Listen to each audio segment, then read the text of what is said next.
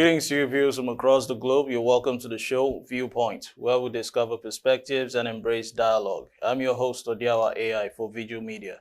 You'll do well to subscribe to our YouTube channel and follow us across various social media platforms.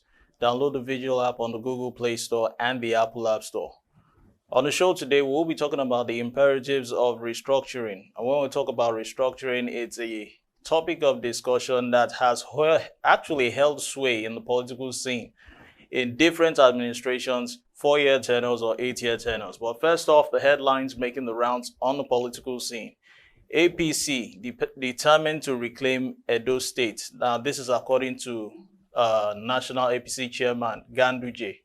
Abdullahi Ganduje, a former national chairman of the APC, Senator Adams Oshiomhole, said they are determined to actually reclaim the heartbeat of Nigeria, which is Edo State.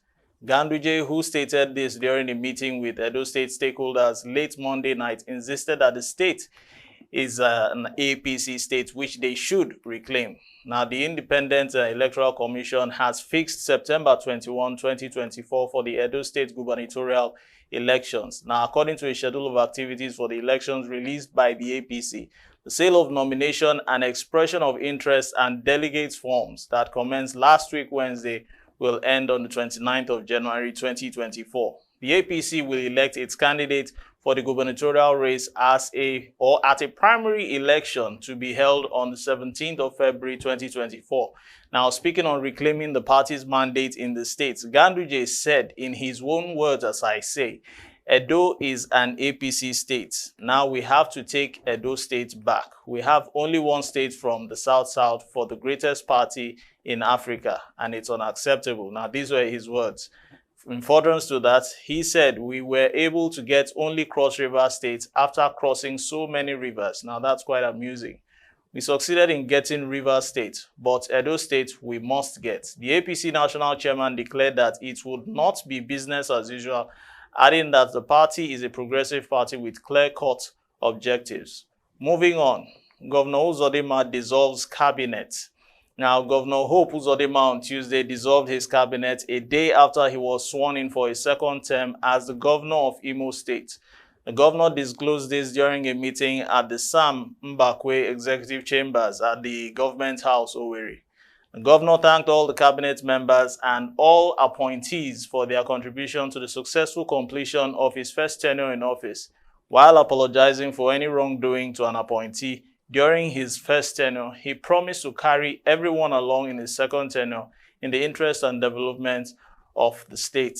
He said constitutionally his first tenure has ended and his second tenure begins, and as such, he will need to rejig the system to meet up with the realities of the moment.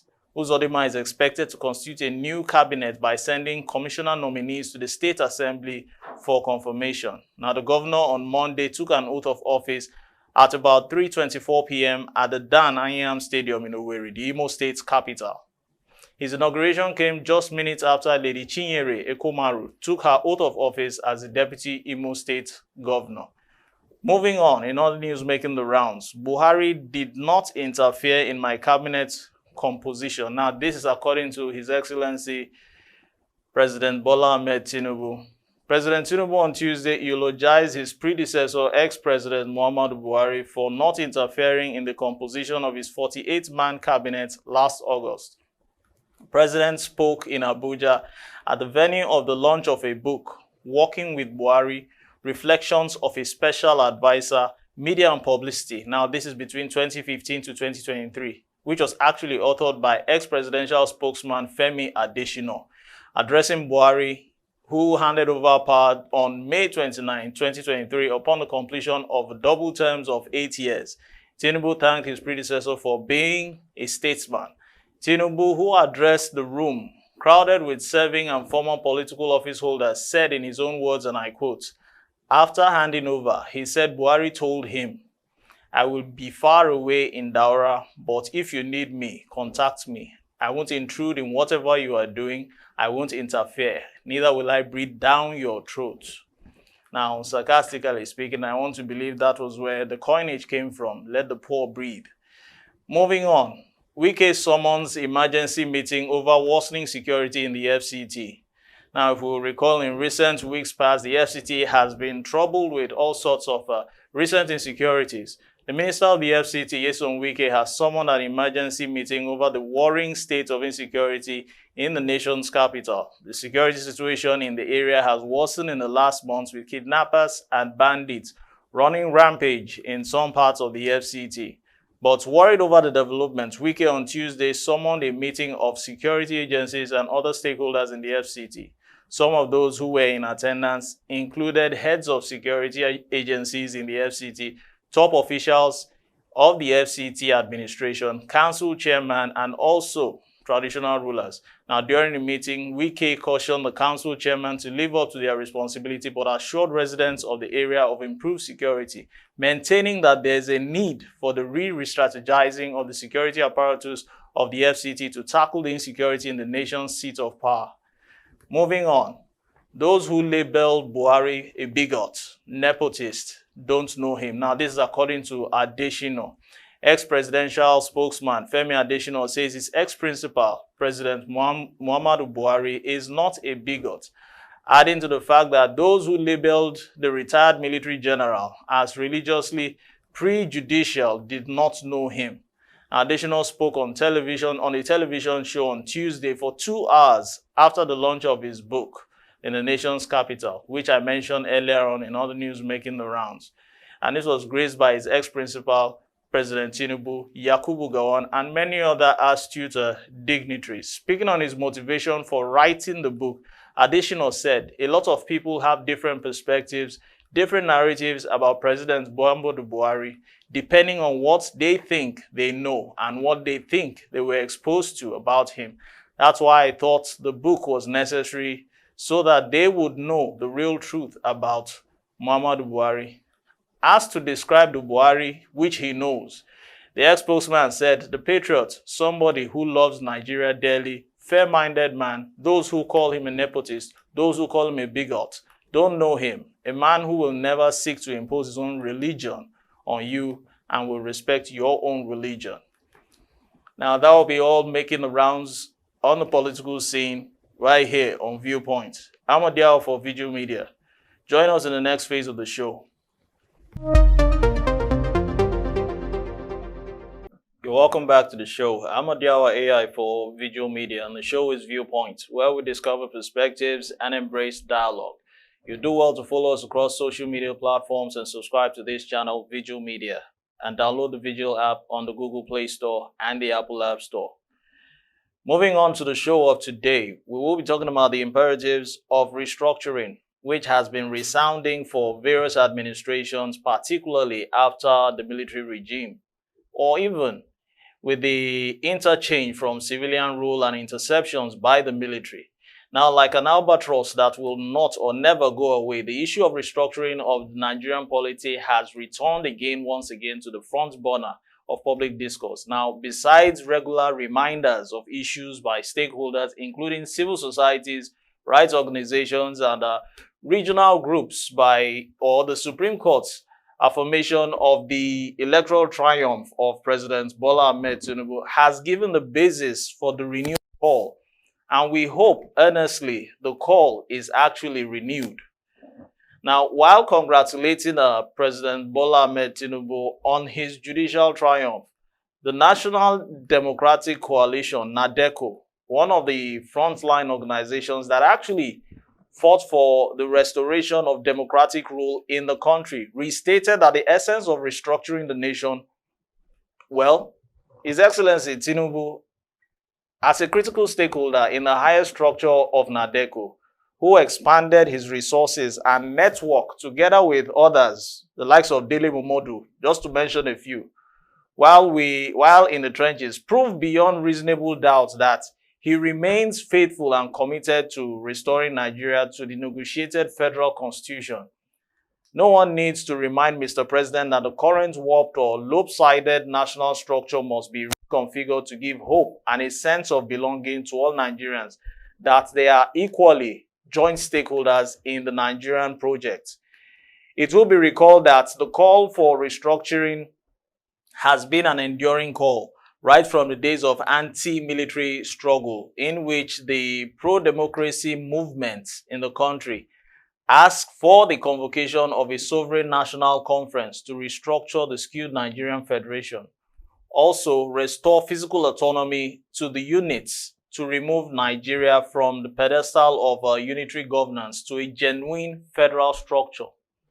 The pro-democracy movement believed that the advocacy held the key on unleashing development and progress in the polity and pursued the objective doggedly, let me put it that way. Now, it is important to note that this has sunk into the consciousness of Nigerians to the extent that after the inauguration of the Fourth Republic, two successive governments have attempted to convene a conference to address the contradictions of the Nigerian Federation. Now, beyond efforts of civil society groups, organizations such as the Center for Constitutionalism and Demilitarization, censored, which organized a national conference on the national question as far back as 2000 in Nigeria. Former President Olusegun Obasanjo, he actually blazed the trail by convening a national conference in 2005, in which all the issues were tabled. But President Obasanjo minced no words with the conference, which was a no-go area.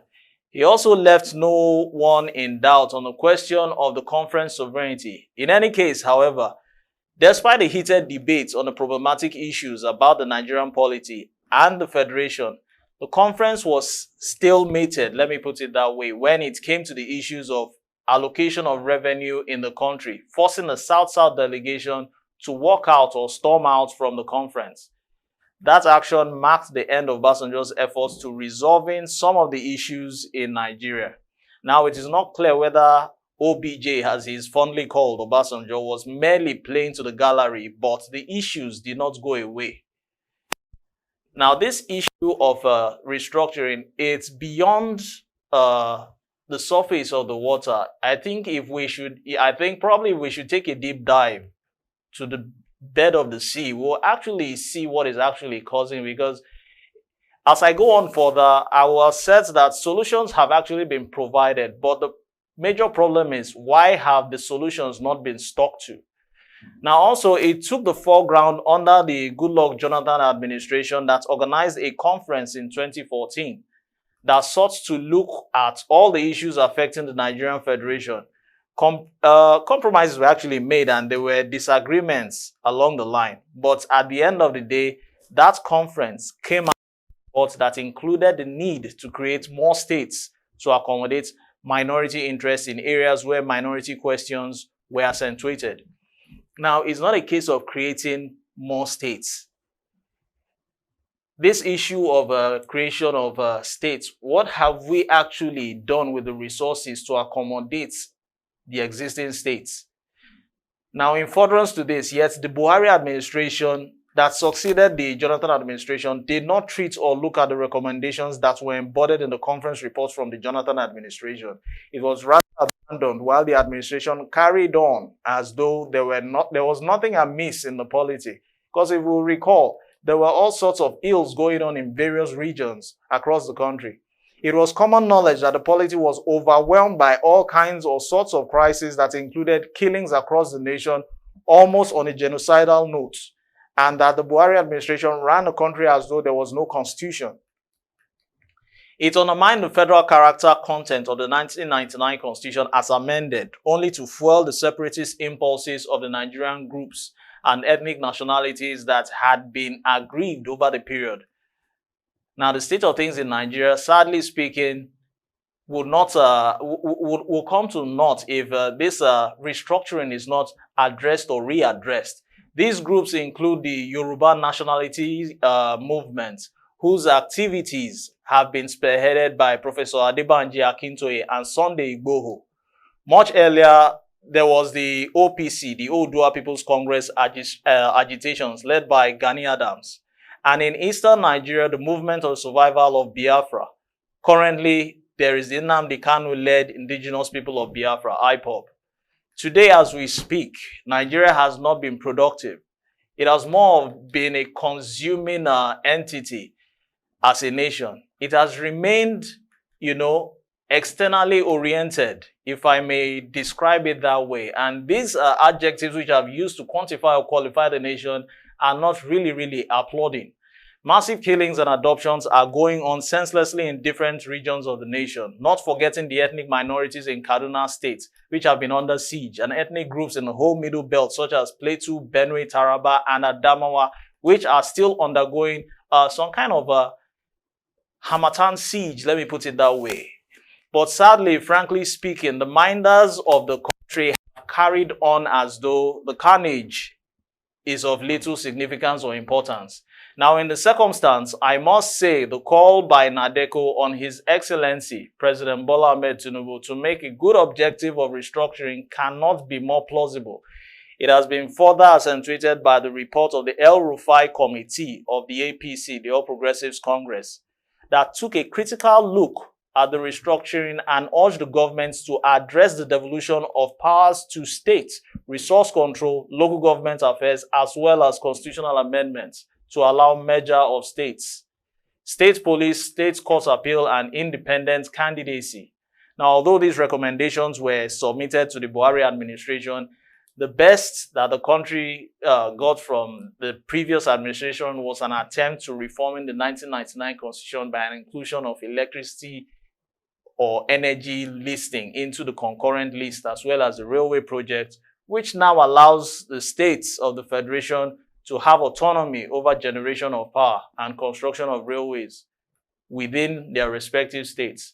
Now, with all this being said, we must be truthful to ourselves, truth be told. In my own view or my own opinion, the issue of physical autonomy has not really been addressed.